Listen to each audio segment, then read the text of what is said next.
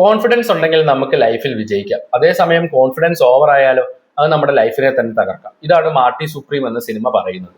2025 Josh safety സംവിധാനം ചെയ്തിട്ടുള്ള ഒരു സ്പോർട്സ് ഡ്രാമ ചിത്രമാണ് മാർട്ടി സുപ്രീം. സോ ഈ ഒരു സിനിമ കണ്ട ശേഷം എന്റേതായിട്ടുള്ള അഭിപ്രായമാണ് ഞാൻ ഈ വീഡിയോയിലൂടെ പറയുന്നത്. തിമോത്തി ശാലമയാണ് സിനിമയിൽ കേന്ദ്ര കഥാപാത്രത്തിൽ എത്തുന്നത്. മാർട്ടി റൈസ്മൻ എന്ന് പറഞ്ഞ ഒരു ഫേമസ് ആയിട്ടുള്ള ടേബിൾ ടെന്നീസ് പ്ലെയറിന്റെ ലൈഫിൽ നിന്ന് എടുത്തിട്ടുള്ള സംഭവങ്ങളും അതിനോടൊപ്പം ഫിക്ഷനും കൂടെ മിക്സ് ചെയ്തിട്ടാണ് ഈ ഒരു സിനിമ ഒരുക്കിയിരിക്കുന്നത്.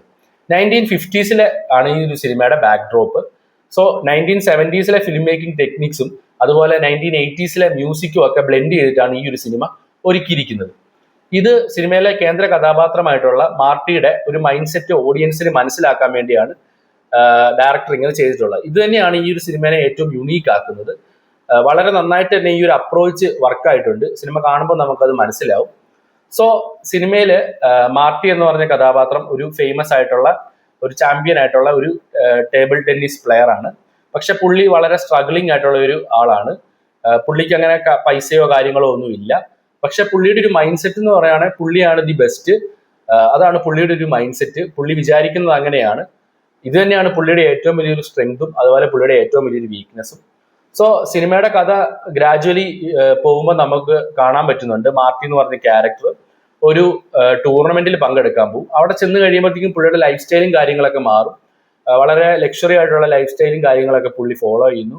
പുള്ളി ഒരു സെലിബ്രിറ്റി ആയിട്ട് റിലേഷൻഷിപ്പിലാവുന്നു. ശേഷം ആ ഒരു ടൂർണമെന്റിൽ പുള്ളി ഡിഫീറ്റ് ചെയ്യപ്പെടുമ്പോഴത്തേക്കും ഒരു ഡിഫീറ്റഡ് അമേരിക്കൻ എന്നുള്ള ഒരു ലേബൽ പുള്ളിക്ക് കിട്ടുന്നു. ഇതിലൂടെ ഉണ്ടാകുന്ന ഹ്യൂമിലിയേഷൻ അതുപോലെ ഫെയിലിയർ കൊണ്ടുണ്ടാകുന്ന കാര്യങ്ങളും ഡെപ്റ്റും എല്ലാം കാരണം പുള്ളിയുടെ ലൈഫ് ടോട്ടലി റിവേഴ്സ് ആവുകയാണ്. സോ ഈ ഒരു സിനിമയുടെ ഏറ്റവും വലിയൊരു പോസിറ്റീവ് എന്ന് പറയുകയാണെങ്കിൽ തിമോത്തി ശാലമയുടെ പെർഫോമൻസ് തന്നെയാണ്. വളരെ പവർഫുൾ ആയിട്ടുള്ള ഒരു പെർഫോമൻസ് ആണ് പുള്ളി ഈ സിനിമ ചെയ്തിരിക്കുന്നത്. പുള്ളിക്ക് കുറെ അംഗീകാരങ്ങളൊക്കെ ഈ അടുത്തിടയ്ക്ക് ഈ സിനിമ അഭിനയിച്ചതിന് കിട്ടി. ഇപ്പോൾ ബെസ്റ്റ് ആക്ടറിനുള്ള ഓസ്കാർ നോമിനേഷൻ ഉൾപ്പെടെ കിട്ടിയിട്ടുണ്ട്. സോ അവാർഡെല്ലാം പുള്ളി അർഹതപ്പെട്ടതാണ്. ഈ സിനിമ കാണുമ്പോൾ തന്നെ നമുക്ക് മനസ്സിലാവും അമ്മാതിരി പവർഫുൾ ആയിട്ടുള്ള പെർഫോമൻസ് ആണ് പുള്ളി ഈ സിനിമ ചെയ്തിരിക്കുന്നത്. എസ്പെഷ്യലി ഇതിനകത്തുള്ള ഈ ഇന്റൻസ് ആയിട്ടുള്ള സീൻസിലും അതുപോലെ ഈ ഗെയിം കളിക്കുന്ന സമയത്തൊക്കെ നല്ല കിടിലനായിട്ടാണ് പുള്ളി ചെയ്തിരിക്കുന്നത്. കുറെ പ്രാക്ടീസ് ഒക്കെ ചെയ്ത റോളാന്ന് തോന്നുന്നു. നന്നായിട്ട് അത് വന്നിട്ടുണ്ട്. നമുക്കത് കാണുമ്പോൾ തന്നെ അതിന്റെ ഒരു ഇത് കിട്ടുന്നുണ്ട്. പിന്നെ പുള്ളിയുടെ ക്യാരക്ടർ എന്ന് പറയുകയാണെങ്കിൽ ഓവർ കോൺഫിഡന്റ് ആയിട്ടുള്ള ഒരു വ്യക്തിയാണ്. അത് വളരെ പവർഫുൾ ആയിട്ട് തന്നെ പുള്ളിക്ക് സ്ക്രീനിൽ പ്രസന്റ് ചെയ്യാൻ പറ്റിയിട്ടുണ്ട്. അതുപോലെ തന്നെ സിനിമയുടെ മറ്റൊരു ഇമ്പോർട്ടൻറ്റ് സംഭവമാണ് സിനിമയിലെ സപ്പോർട്ടിംഗ് ആർട്ടിസ്റ്റ് ആയിട്ട് വന്നേക്കുന്നവർ എല്ലാവരും കിടിലൻ പെർഫോമൻസ് ആയിരുന്നു. ഈവൻ ചെറിയ സ്ക്രീൻ ടൈമിൽ വരുന്ന ക്യാരക്ടേഴ്സ് പോലും നല്ല കിടിലൻ പെർഫോമൻസ് ആയിരുന്നു. പിന്നെ സിനിമയുടെ ഏറ്റവും വലിയൊരു പോസിറ്റീവ് എന്ന് പറയുന്നത് ഇതിന്റെ ടെക്നിക്കൽ സൈഡാണ്. ഇതിന്റെ ക്യാമറ വർക്ക് നല്ല കിടിലനാണ്. ഒരു റെട്രോ വൈബൊക്കെ തരുന്ന രീതിയിലുള്ള ഒരു ക്യാമറ വർക്കാണ് അവർ ചെയ്തിരിക്കുന്നത്. ഒരു 55mm ക്യാമറയിലാണ് ഈ ഒരു സിനിമ ഷൂട്ട് ചെയ്തിരിക്കുന്നത്.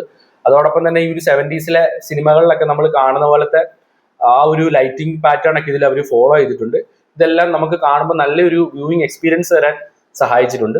പിന്നെയാണ് ഇതിന്റെ മ്യൂസിക് ഒരു 80s ഒരു പോപ്പ് ആ ഒരു വൈബ് തരുന്ന ഒരു മ്യൂസിക്കാണ് ഈ ഒരു സിനിമയിൽ ഉപയോഗിച്ചിരിക്കുന്നത്.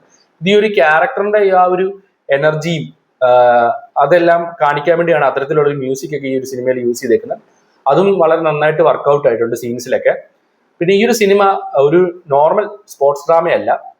ഇത് ഒരു ക്യാരക്ടർ സ്റ്റഡിയാണ്. ഈ ഒരു സിനിമയുടെ മെയിൻ കോർ എന്ന് പറയുന്നത് തന്നെ ഒരാൾ അദ്ദേഹത്തിന്റെ ഗ്രേറ്റ്നെസ്സിൽ വിശ്വസിക്കുകയും ആ ഒരു ഗ്രേറ്റ്നെസ് എങ്ങനെ അദ്ദേഹത്തിനെ ബിൽഡ് ചെയ്യുന്നു, അതുപോലെ തന്നെ അദ്ദേഹത്തിന്റെ എങ്ങനെ അത് ഡൗൺഫോളിനും കാരണമാകുന്നുള്ളതാണ് ഈ ഒരു സിനിമയിൽ പ്രധാനമായിട്ടും കാണിക്കുന്നത്. സോ എനിക്ക് സിനിമ പേഴ്സണലി വളരെയധികം ഇഷ്ടപ്പെട്ടു. ഞാൻ ഈ അടുത്തിടയ്ക്ക് കണ്ടത് വെച്ചിട്ട് വളരെ നല്ലൊരു സിനിമയായിട്ട് എനിക്ക് തോന്നി. സോ നിങ്ങൾ ക്യാരക്ടർ ഡ്രിവൺ ആയിട്ടുള്ള അത്യാവശ്യം കുറച്ച് സ്ലോ ആണ് സിനിമ. ക്യാരക്ടർ ഡ്രിവൺ ആയിട്ടുള്ള കുറച്ച് സ്ലോ ആയിട്ടുള്ള സിനിമകളൊക്കെ കാണാൻ ആഗ്രഹിക്കുന്ന ആൾക്കാരാണ് നിങ്ങളെങ്കിൽ ഞാൻ നിങ്ങൾക്ക് തീർച്ചയായിട്ടും ഈ ഒരു സിനിമ റെക്കമെൻഡ് ചെയ്യും. നിങ്ങളല്ലാതെ ഒരു പക്ക ഒരു മാസ് സിനിമയുടെയൊക്കെ ഒരു ഫാൻ ആണെങ്കിൽ നിങ്ങൾ ഈ സിനിമ കണ്ടു കഴിഞ്ഞാൽ ചിലപ്പോൾ ഇഷ്ടപ്പെടണമെന്നില്ല. സോ മാർട്ടി സുപ്രീം എന്ന ഈ സിനിമ കണ്ടിട്ടുള്ളവരുണ്ടെങ്കിൽ നിങ്ങളുടെ അഭിപ്രായം തീർച്ചയായിട്ടും കമന്റ് ചെയ്യുക. കൂടാതെ വീഡിയോ ലൈക്ക് ചെയ്യുക, ഷെയർ ചെയ്യുക. കൂടുതൽ വീഡിയോസിനായിട്ട് ചാനൽ സബ്സ്ക്രൈബ് ചെയ്യുക.